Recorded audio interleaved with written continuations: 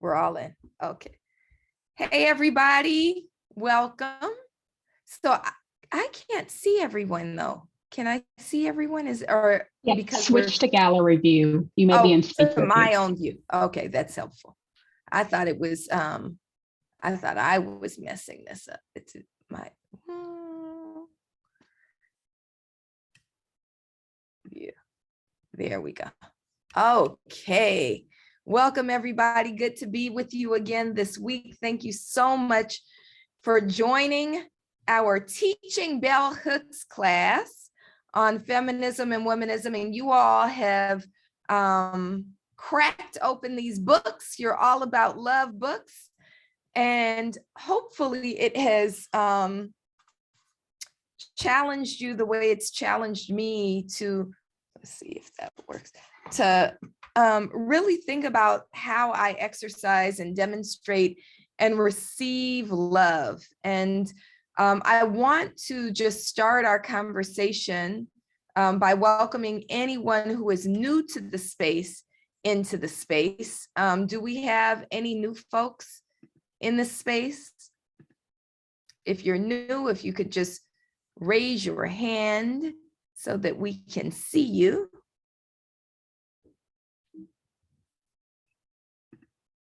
Do we have any? I don't see any raised hands. No new folks. Oh, wait, do I see a raised hand? Stephanie Tilley. So Stephanie, we introduced ourselves last week, and I would love for you to just introduce yourself, because as we engage in this next 7 weeks, we're gonna, really give and receive to each other. So what we did is give our name, where we're coming from, our pronouns, and what brought you to this class. If you don't mind offering that, that would be great. Good evening, everyone. Hello, hello. My name is Stephanie Tilley. I see some familiar faces. I'm originally from New Orleans, Louisiana, and I go to the amazing Prairie View A&M University. It's good to see you, Soror, again. Yes, so shout out to my pink and green ladies. Yes. What else? About this class, I'm very excited about it. Just want to grow in my understanding of Black feminism and womanism, and also relearn and unlearn what I have grown up to think love is and how I perceive it. So I was really excited about this class, and huge shout out to one of my classmates, Bequita Pegram, for introducing this opportunity to me. So look forward to this journey with everybody for the next 7 weeks. Great. So great to have you. Anybody else who's new to the space? And thank you for recruiting, Bequita. Any other folks who are new to the space? Beulah, you want to come on camera and introduce yourself and just give your name, your pronoun, where you're coming from, and what brought you to this class?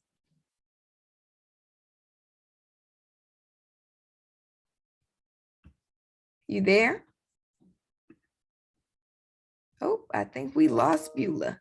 Anybody else who's new to the space? All right, so we're gonna start. Can I have screen share? It says it's disabled.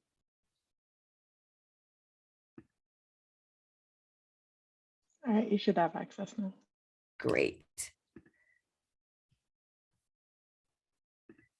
So we're gonna start the way that we have committed ourselves to starting each class, which is with intention. And Beulah, I see your hand and glad that you're back. So as soon as we ground in, we'll have you introduce yourself. So we're gonna start the way that we decided to start, which was with intention. And I just wanna remind everyone, and thank you for the note. I can't remember who sent it. Thank you. Can you all hear me? I see Bijal's hand up, but Bijal, weren't you here last week? Yes, okay.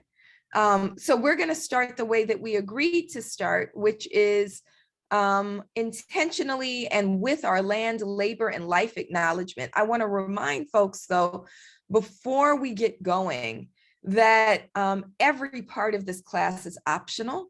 And we want you to respect your spirit. You know, we're reading all about love. You got to, I don't know if we're to the chapter on self-love, but you got to love yourself as well. Know your what feels right to you and what doesn't feel right to you. If you are in a space where it's unsafe to close your eyes, or if you're in a space or are unable to put both feet on the ground, then do what feels right to you. So I learned the word from Allie, invitational, right? This is an invitation for you to ground in with us in this way. But if something else feels better to you, please do that. Honor your body, honor your spirit, honor yourself.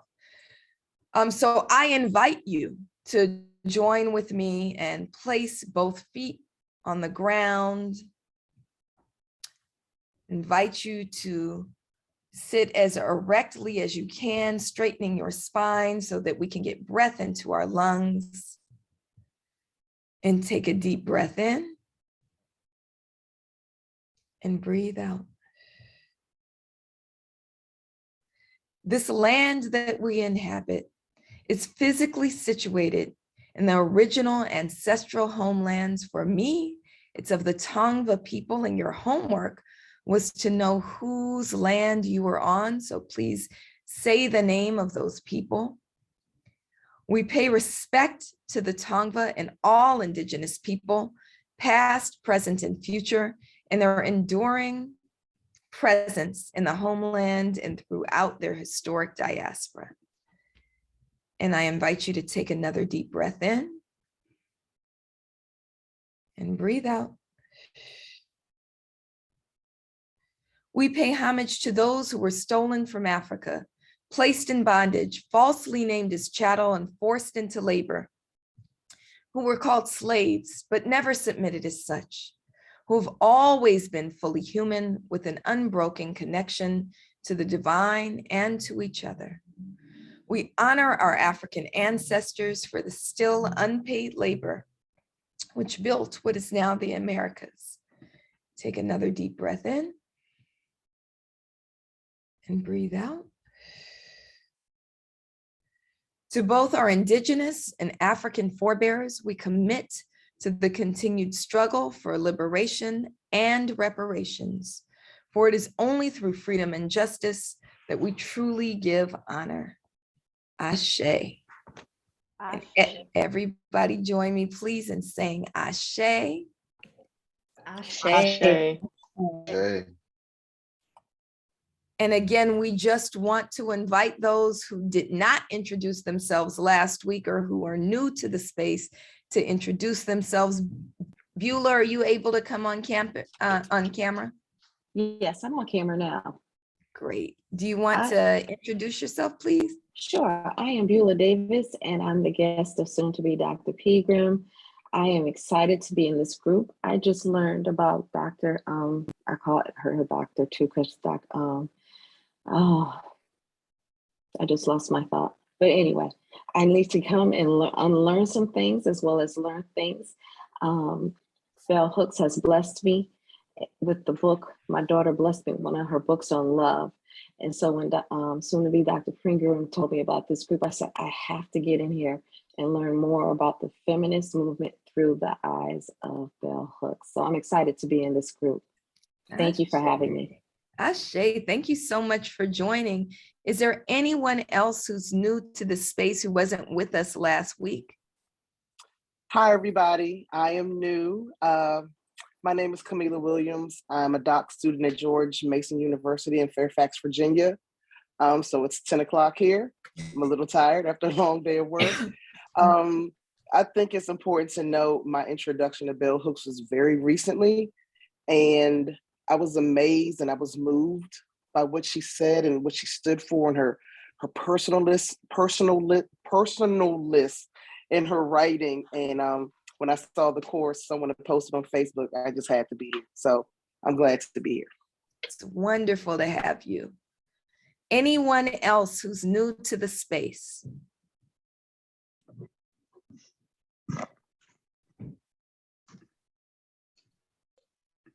Hello, my name is Morgan. Can you see the video? Sorry.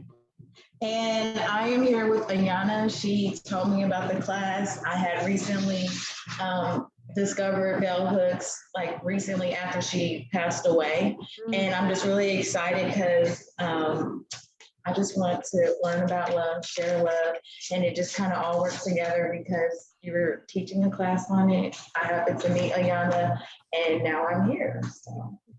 All right. Thank you, Ayana. Thank you for recruiting Morgan. Good to see you. All right. Anybody else who's new? Good evening, folks. My name is Nicole. Let me turn my video on. Sorry about that.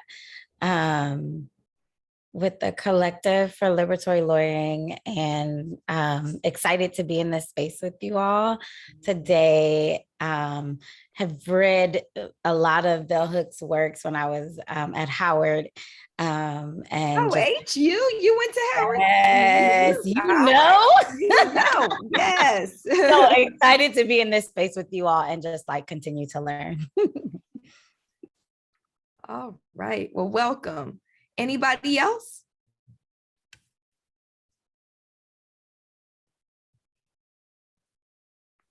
All right.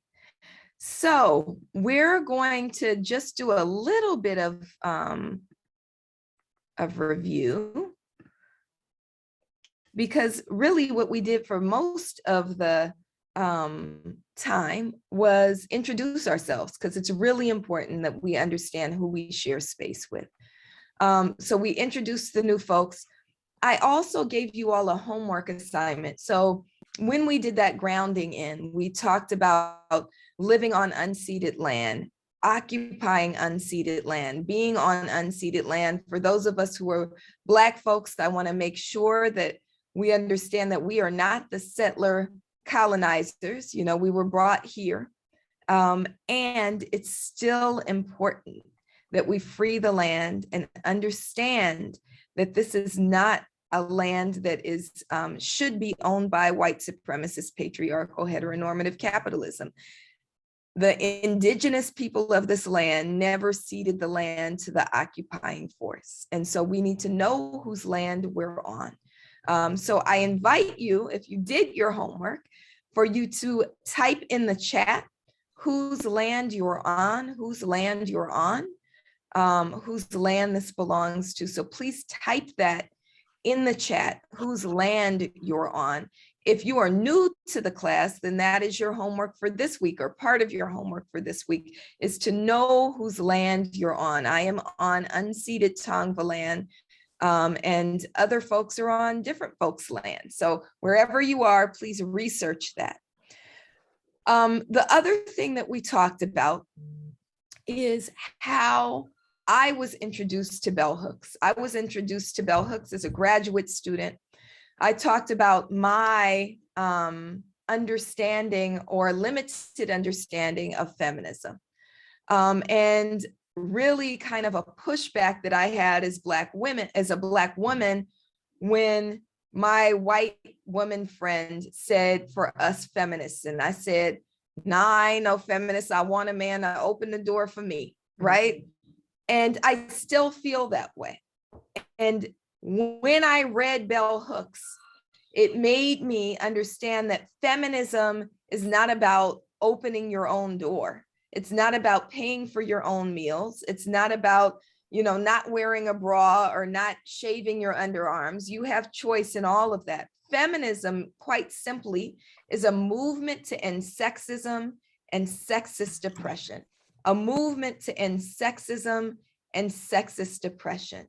And so with that understanding, and I think bell hooks does a wonderful job of making sure that she is precise in her definitions, and also make sure that she always, always, always defines her terms. So when we talk about feminism as a movement to end sexism and sexist oppression, I was able to say, okay, I can get down with that.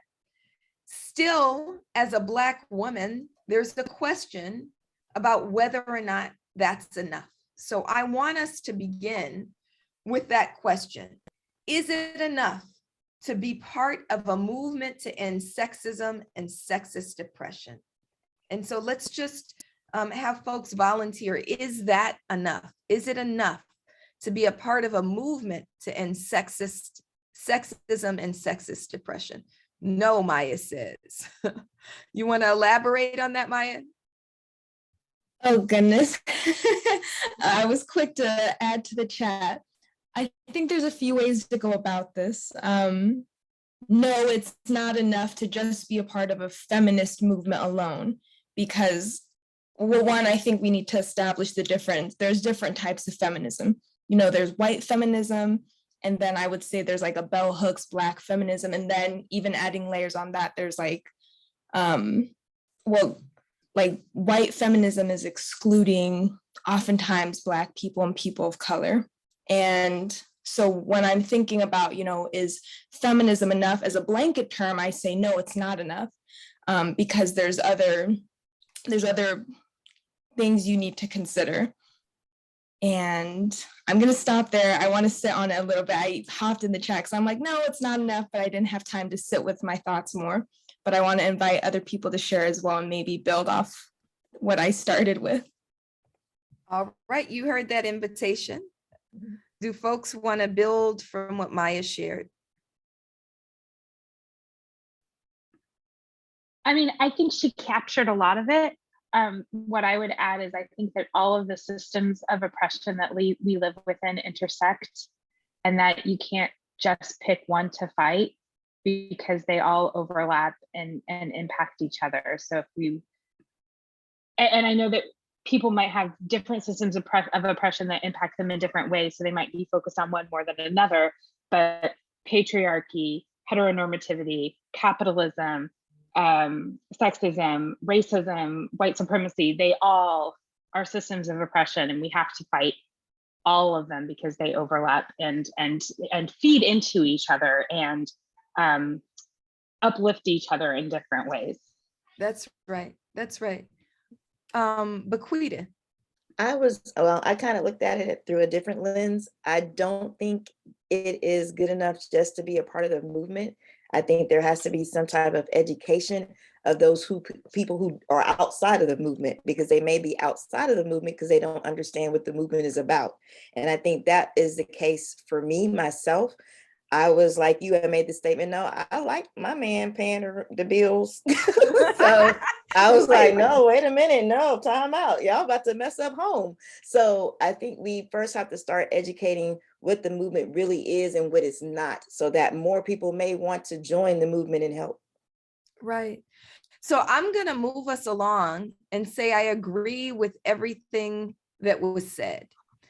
And I agree with what's in the chat, right? That there's intersections, right? So as a Black woman, as a Black Muslim woman, right? As a Black Muslim mother who still struggles, right, financially, as one who comes from a particular background, right? Like I'm from Oakland and from the city and from the hood, right?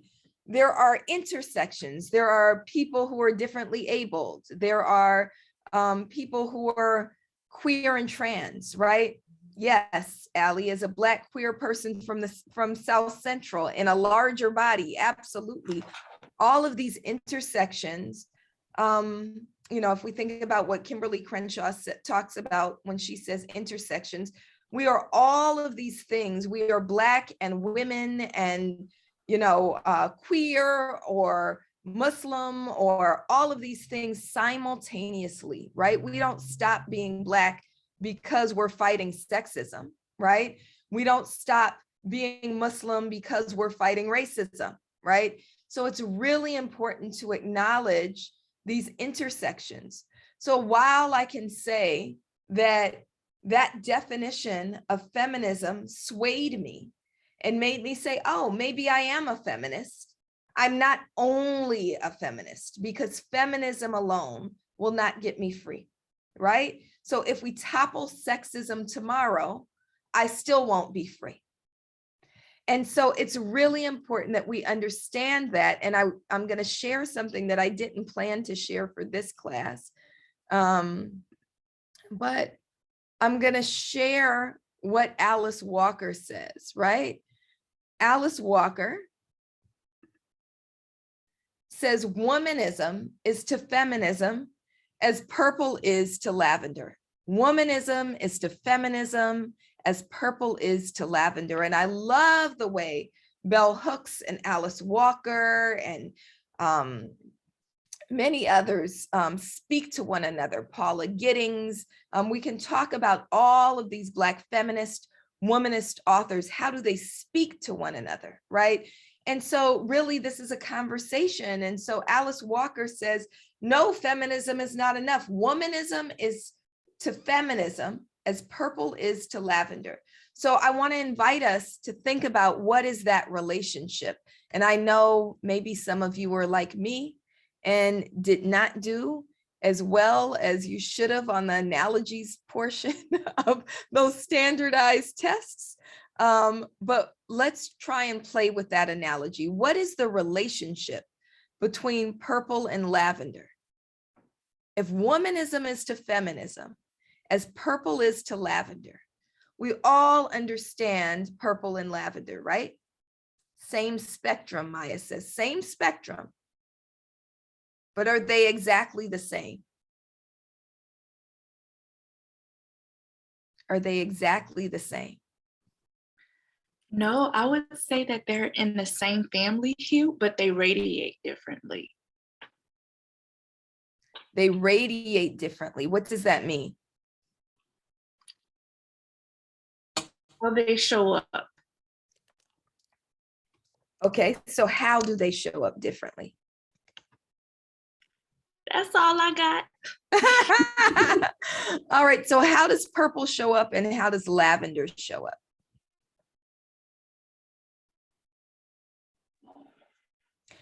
I don't really have anything there we go, about Ebony. the- Say it out loud, Oh. Ebony, what you typed in that chat.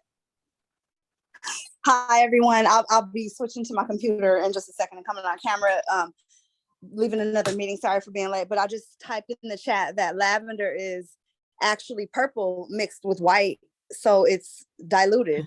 It's diluted. A lighter version, a softer version, a milder version of purple. So purple is the deeper, truer version? Yes. Purple is the deeper, truer version. Purple is the deeper, truer version, right? So if you mix purple with white, you get to lavender. If you water down purple, you get to lavender. So when we think about, I'm gonna stop trying to pay attention to the chat because I get thrown off. But when we think about purple and lavender, and womanism and feminism, right? If feminism isn't enough because it's not the deeper, truer version, but if feminism is a watered down version of womanism and feminism is a movement to end sexism and sexist oppression, then what is womanism? What is the deeper, truer version?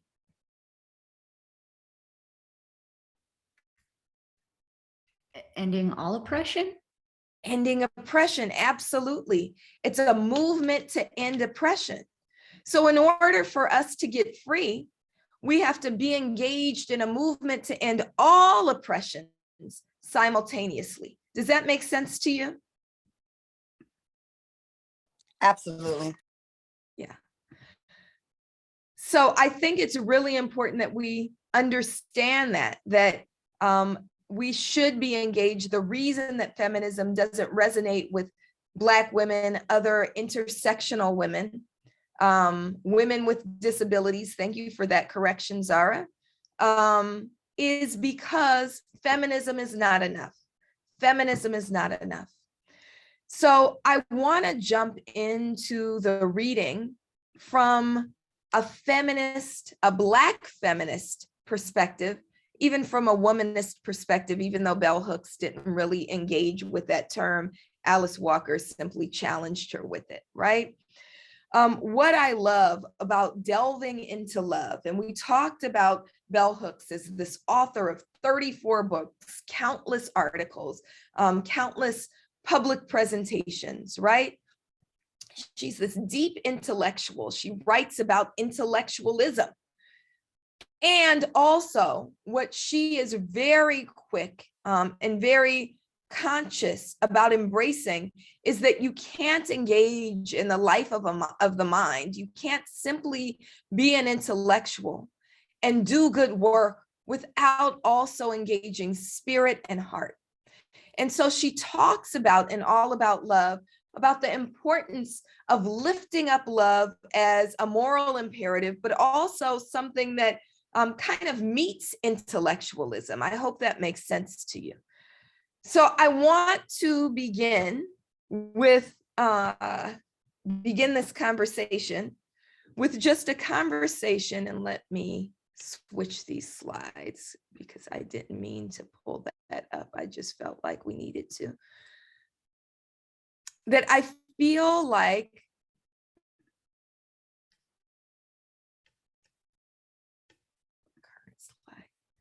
I feel like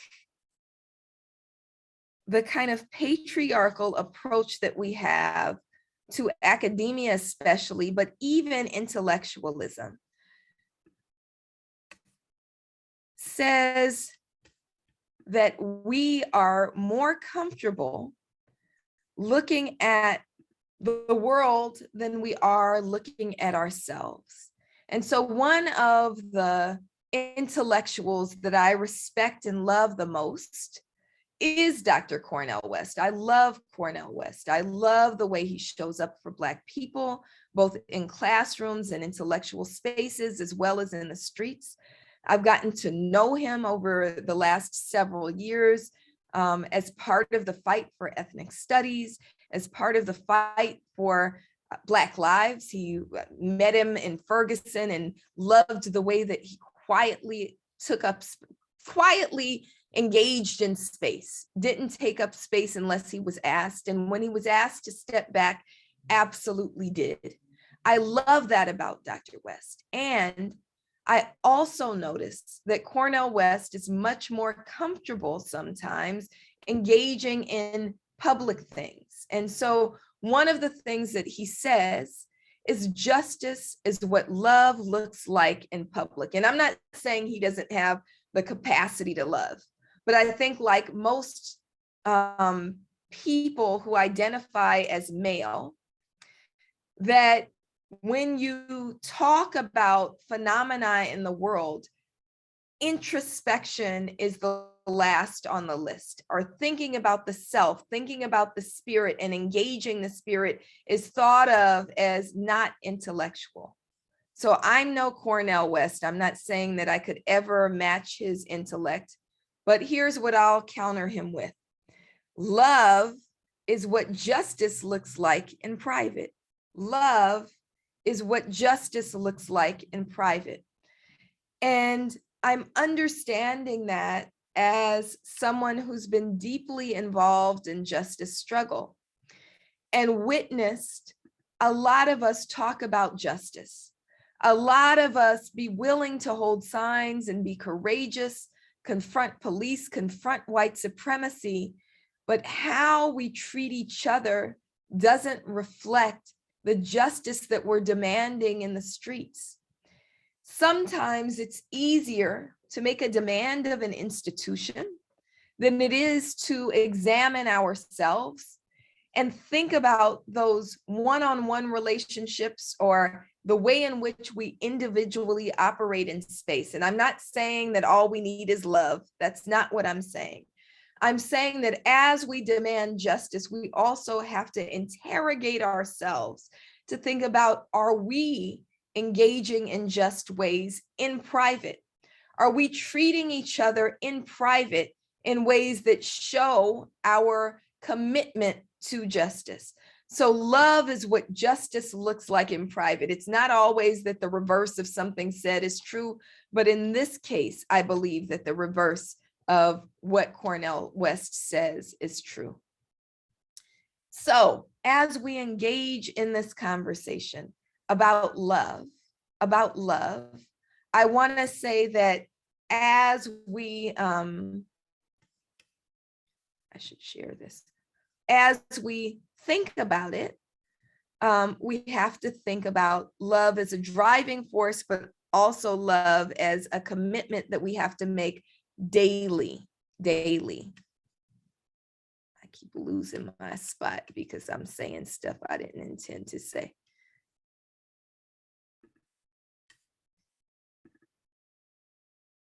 All right.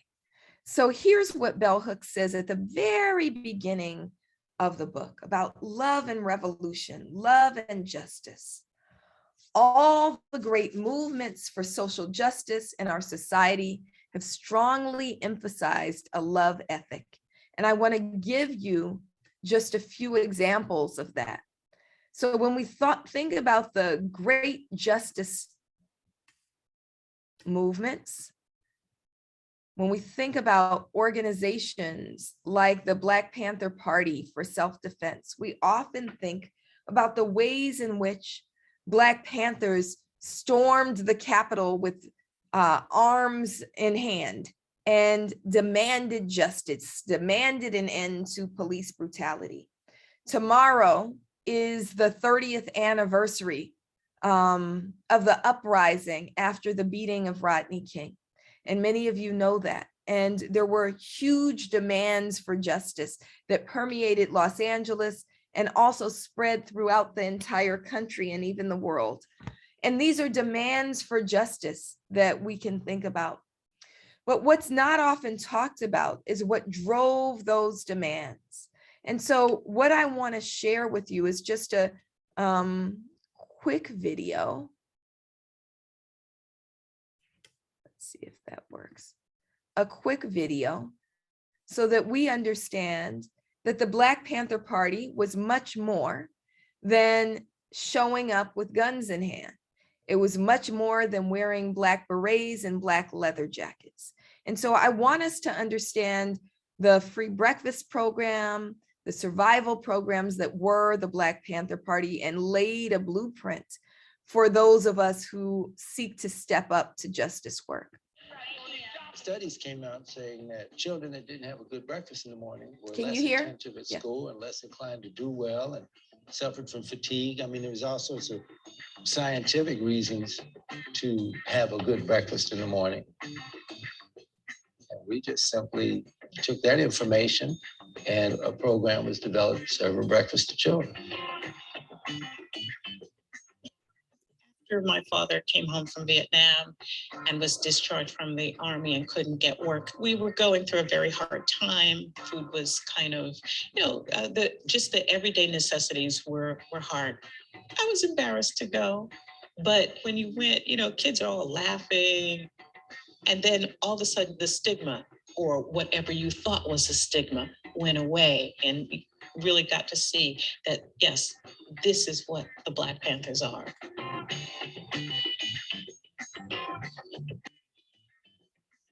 We were showing love for our people. If you have a child, if you know that, hey, these men and women are going to feed my child in the morning, that's a big deal.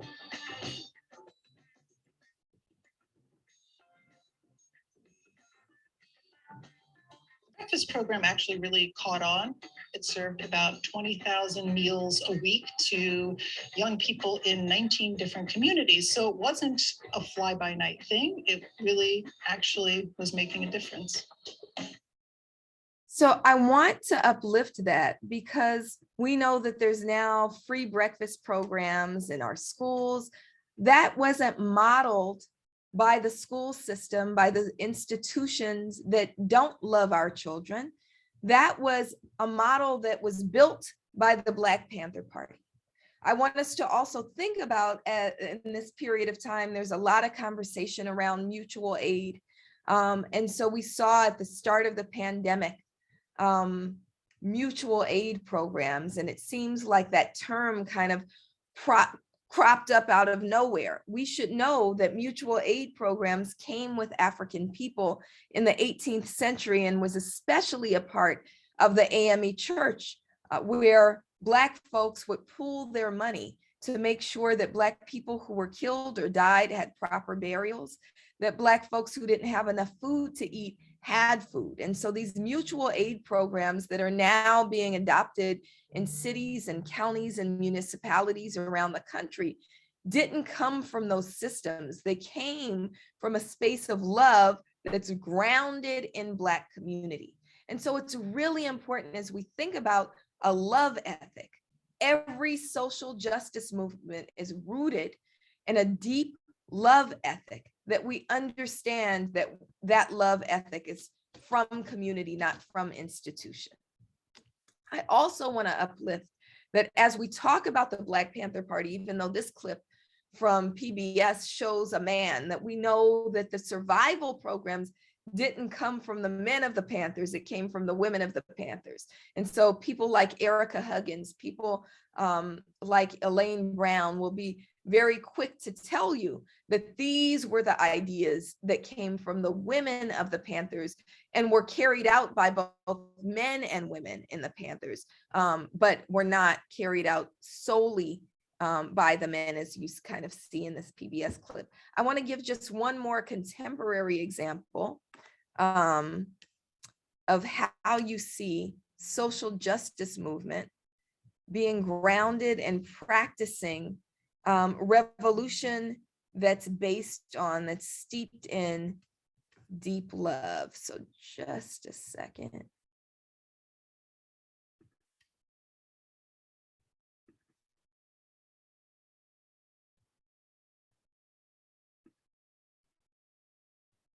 For the shattered lives and the search for hope, for a brand new day and the right to feel seen, for the right to live, for Black joy, from protesting Black death to investing in Black life, continuing a legacy of survival pending revolution, providing help and hope for ourselves, by ourselves, to close the gaps to equal footing, to live in our power, to fund our own survival, so we can thrive. Black Lives Matter Survival Fund.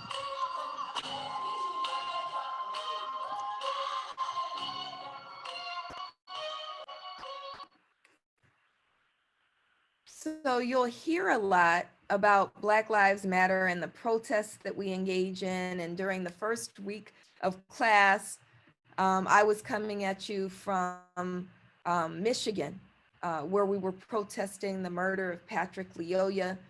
And we won some things. That was also a demonstration of love. Protest is also a demonstration of love. We actually won, we have 3 demands. Name the officer that executed Patrick Lyoya in Grand Rapids, Michigan, fire him and prosecute him.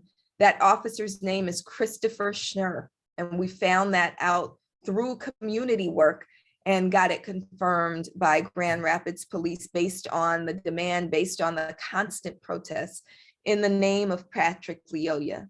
And so I was coming from a space of protest. Ebony will tell you that every single Wednesday in Los Angeles, we protest the police associations that bully and bribe elected officials, that pilfer the public purse, stealing, I believe it's stealing, more than half of the city's general fund. And even when we talk about the pandemic, LAPD stole more than half of those COVID-19 dollars went to LAPD. And so protest has its place, and protest is grounded in love. And there's a term that is offered by the Black Panther Party: survival pending revolution. Survival pending revolution. So while we may be committed to revolution, to the complete transformation of the world in which we live. While we may be committed to the project of abolition, of saying we don't just want to reform police, we want to abolish the police and build new systems of public safety. While we may be saying we want to topple every single jail, while we may be saying we want true liberatory systems of education, sometimes those things are slow coming. And so survival pending revolution is a term coined by the Black Panther Party that says we live in the midst of contradictions. And so there are times when you're going to have to go to a bank, even though you don't believe in capitalism, right? Because you're not going to keep your dollars under your mattress. And so survival pending revolution means making sure our people survive. So at the very start of the pandemic, before George Floyd was murdered, we began to grapple with what does this mean? And many of you know that at the start of the pandemic, we weren't sure if we would make it through. We thought it might be the end of the world, especially if you have children, right? We were didn't know what was happening. This was something that was unprecedented. And as we got into the pandemic, we realized that Black people were getting it harder than everyone else. So when those dollars began to come into Black Lives Matter, we said, what will it take for our people to survive? And so we created the Black Lives Matter Survival Fund in February of 2021. And all that month of Black history, we gave out $1,000 survival funds. We said we wanted it to be the equivalent of standing on the corner and giving out cash. And what we did is give it out until we gave out $3 million. That was a deep act of love, or an act of deep love.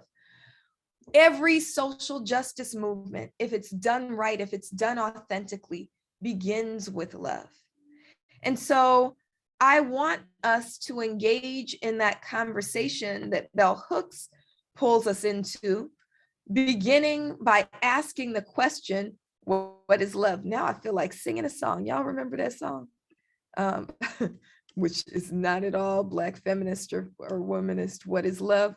But I think we should define love. Here's what Bell Hooks says love is. She says it's in both spirit and action are required for love. Can somebody read the first part, the first quote? Somebody read the first quote. Spirit, the will to nurture our own and another's spiritual growth. That is what Bell Hooks says love is. The will to nurture our own and another's spiritual growth. Now, I know you all read that. How did that land for you? I love that. You love that, why? You know I'm gonna say why.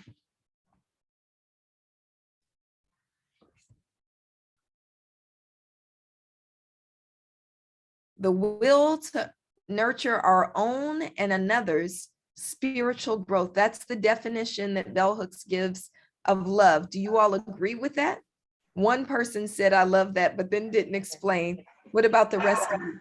That was me, Dr. Abdullah, Ayana. Hey, Ayana. Good evening, everyone. It's late. I'm in Texas. It's 9:44. But that just spoke to me because it's not about just how you're showing up and loving yourself, but also how you're showing up in the world. And I truly believe that the energy you put out is the energy that you receive. And it's about collectivism, it's about community, and that means loving yourself, building yourself up, and then giving it to others. So I love that. That's right. It's an action. Whoever said that in the chat, that's a fact. Love is an action. Love is an action. Love is a verb. It is, she says, love is as love does. Love is as love does. She also says that love is different than care. Care is a part of love, but it's not all of love. You can care and not engage in the action piece, and then that's not really love. right? She also says that love and abuse can't occupy the same space. What do you all think about all of these things that she offered? She actually brought me to interrogate my relationship with my children and how I love my children. Did any of you have these same kinds of experiences? I think for me, when I looked at it, all combined, all 5 chapters made me know, yes, you have to have self-love, but I think when you care enough about someone's spiritual growth and their growth, that means you love them enough to encourage and help them cultivate that love for themselves to experience that type of love. You want that person that you're in that love relationship to be loved as well. That's right. That's right. Anybody else?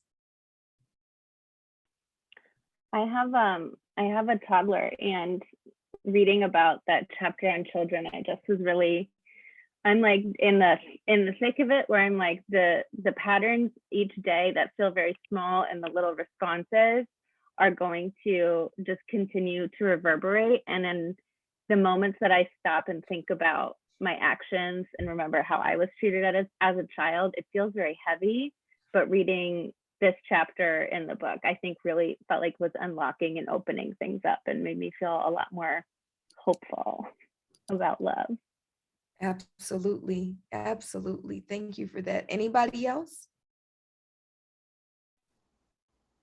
If I can share, I'm a parent as well, and thinking back to when my child was small, I was brought up in a culture where I was spanked as well as my siblings, and so I would spank my child at times if he got too out of hand. But just reading that really touched me when she was saying, how could I make an argument to a room of adults, saying that they agreed that pinching a child was okay, and this is a room of adults saying that it's okay to discipline that way.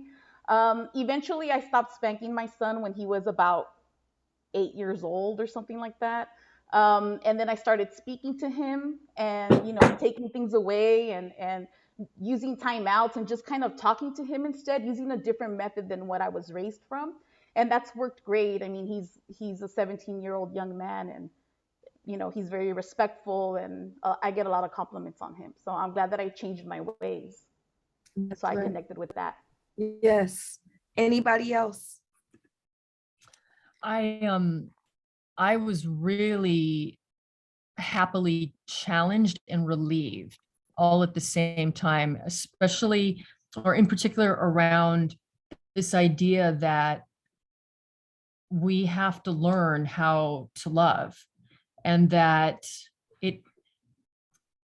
I guess what I'm saying, Dr. Melina and everybody else, is that, coming from a family that is dysfunctional, and the ways you, what is the word? The ways that you say that's okay and gaslight oneself. So the writing being so specific and clear, and like removal of any kind of irrational or gaslighting, and just saying, no, this is what there might have been care there, and that is not love. Love is something else. And it was just a tremendous relief, and the expansiveness of that, I absolutely loved it. Loved it. Did anybody else grapple with that? Because what you're sharing, Reverend Felicia, is something that I grappled with, because I was also spanked, but I have no doubt that my mother loves me, right? So I was raised in a single parent household. My mother whooped us, right? Whooped me, spanked my brother. He got it easier. But my mother loves me. And I grappled with what Bell Hooks was saying, that love and abuse can't occupy the same space, because I still know my mother loves me. Mm-hmm. And so I want us to also be willing to grapple with things rather than just say, I accept things, And I don't know that I'm right. I don't know that Bell Hooks is right, but it's given me something to think about. I also made the same choice that Patty made, not to spank my children, because I heard that same rationale that Bell Hooks gives us was given to me in my spiritual community. How can we advocate for peace and not be peaceful in our own homes, right? Discipline and abuse is not the same thing. Yes. And go ahead. Oh, sorry, I don't want to interrupt you. Did you finish your thought? No, I'm finished. I was also grappling with this because I think I kept thinking of the scene in Fences, well, why do you love me or do you like me? I don't like you. And you guys know what scene I'm talking about? Okay, maybe. But I bring that up because I was struggling with this because I too, within my own life and even people I know, it's like knowing that someone loves you, but can harm and love exist at the same time. And it's like, I feel like they can't, I'm having the trouble because I'm like, obviously my parent and my friends' parents, like they, for the most part, a parent loves their child.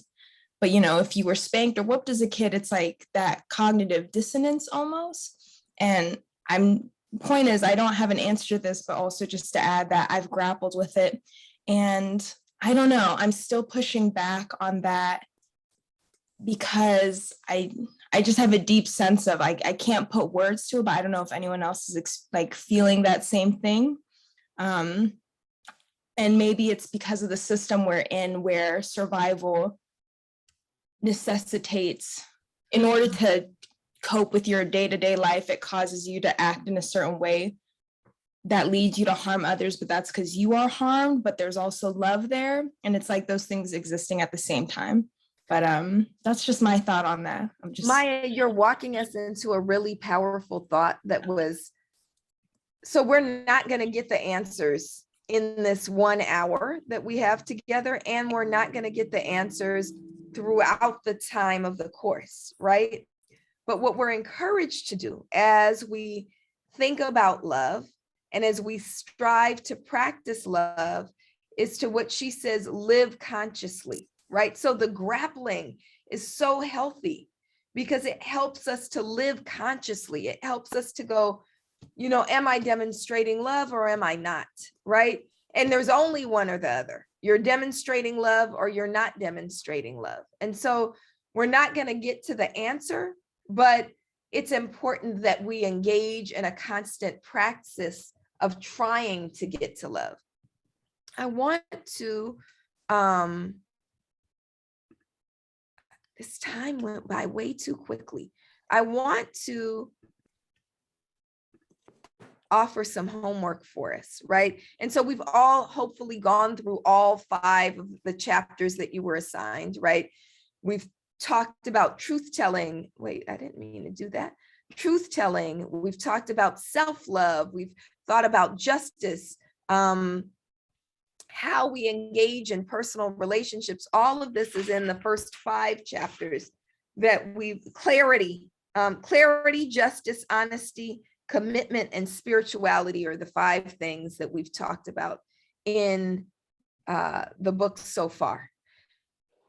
This book is meant for us to not just digest as we read it, but also I think it's really powerful when we try to practice it. So your homework is to note one example where you've given love and one where you've received love. Note one example where you've given love and one where you've received love consciously. I want you to be conscious of it. So I'll give an example. Love is also, somebody put in the chat, when we say don't whoop your kids, right? And I actually do feel like that. That doesn't mean don't discipline them. And I have also had to be conscious of that in how I raised my children. My daughter, Amara, is the most charming person you've ever met in your entire life. And I live for her smile, right? All my kids have songs that that I give them when they're born, right? And hers is any song that has sunshine in it. You are my sunshine, my only sunshine. I want to play in the sunshine by Prince. Every sunshine song is absolutely about Amara, and anybody who's ever met her will vouch for that, right?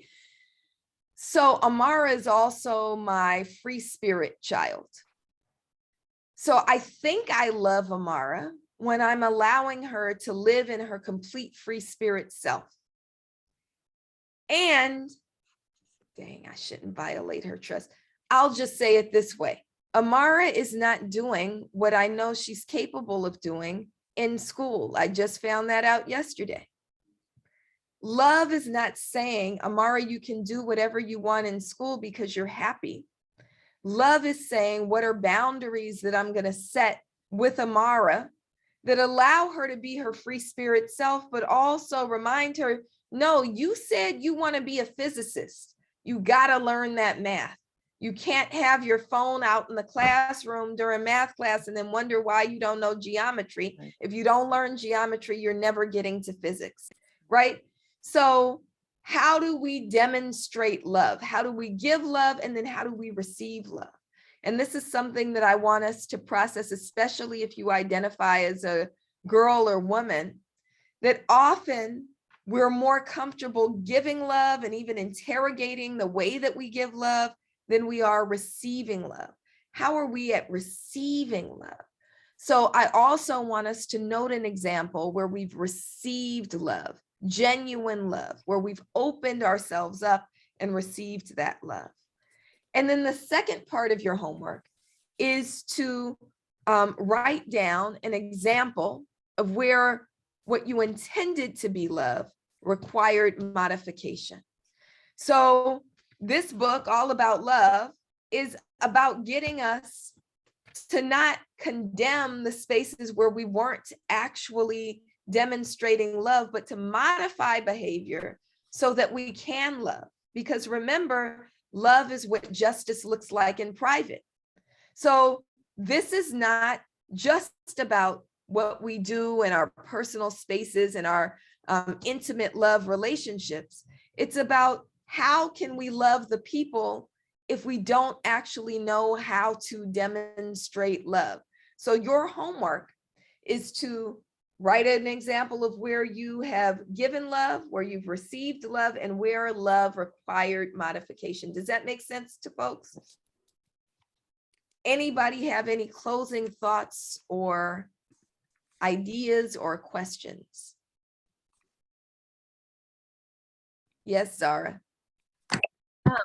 I guess I'll say I struggled a lot with the chapter on self-love. I actually kind of found some of it triggering. I'm not sure of bell hook's own history with health issues or not, but I found parts of it possibly lacked an awareness of mental illness.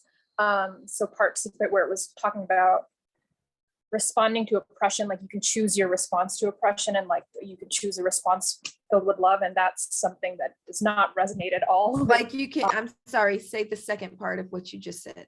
Oh, I was saying there was a part in the self-love chapter that talks about you can choose to respond to oppression. Like you can't avoid oppression, but you can choose your response to different types of oppression. And that part really did not resonate, especially in a self-love context when it comes to like mental illness, or as somebody who's struggled with mental illness since, or like severe mental illness since I was a small child, like choosing my responses to things requires like medical intervention, right? And so like I found some parts of the book, I'm not sure when it was written. I meant to look up the year when it was written, and it just felt like there was not as much of an awareness of like severe mental illness and how that impacts your behavior, and even when it comes to self-love.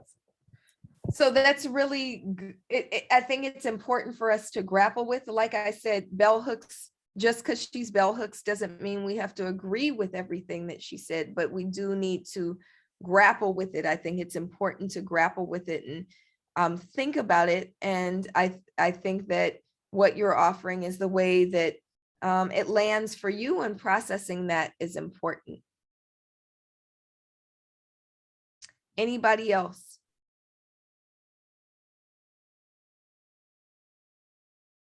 Anybody else with closing thoughts or questions or ideas?